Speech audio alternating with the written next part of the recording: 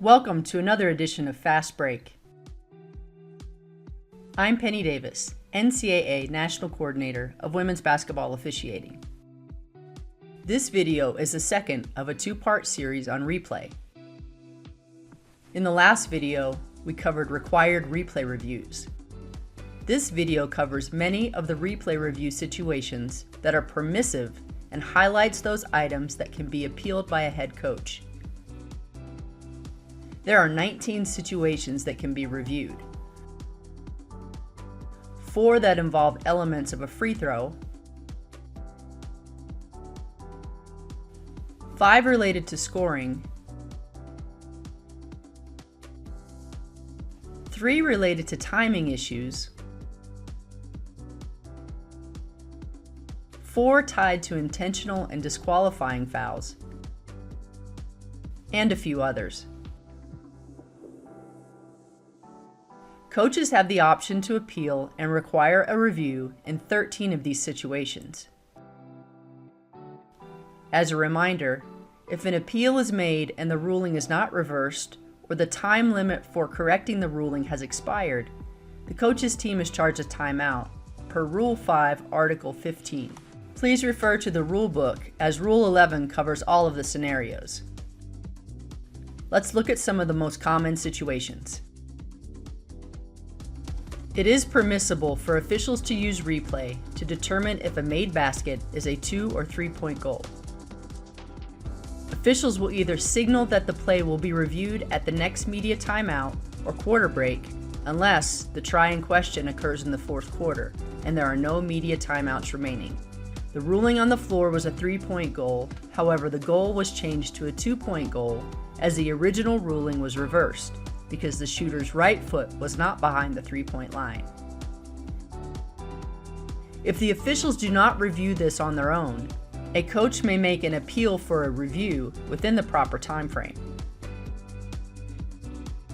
It's permissible for officials to use replay to determine if the ball was released on a successful try for goal before the expiration of the shot clock period. In this first example, the officials properly call the shot clock violation and then signal to the scorer that a replay review is required. This review will be at the next media timeout, since there is one remaining in this fourth quarter example. Had there been no remaining media timeout, the review must occur before the ball becomes live following the goal. This play may not be appealed by the coach. Officials may use replay to determine if a timing mistake occurred in failing to properly start, stop, set, or reset the shot clock. In this example, the officials use replay following a called violation and determine that the try did make contact with the ring and a timing mistake occurred.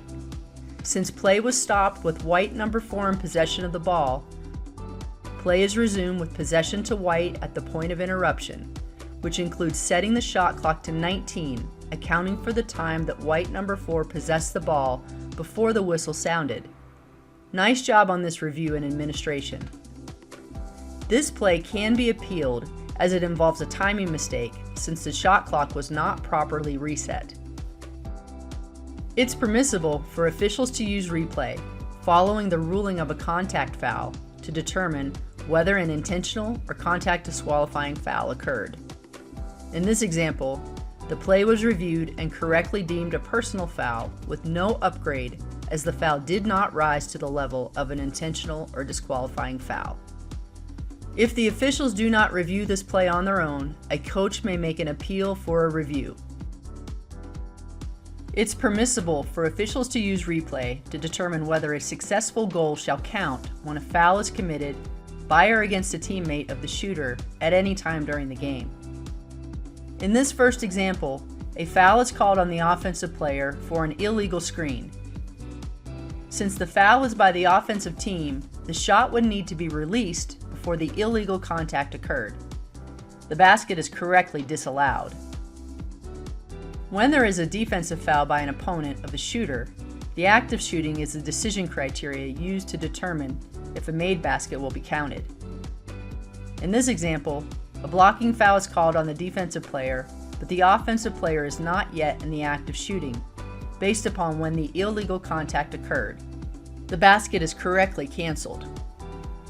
Coaches may appeal these plays at any time during the game. In this last example, the defensive foul in the post is correctly called by the lead. Again, for defensive fouls, the act of shooting is the decision criteria. The coach appeals the ruling of the canceled goal and informs the calling official of the request to appeal the play. The officials review the play and correctly count the goal. Since the appeal was successful, there is no timeout charged to the white team. It is permissible for officials to use replay to determine whether a foul occurred before a shot clock violation. At replay, the officials will determine when the foul occurred based upon the illegal contact and not the official signal for the foul.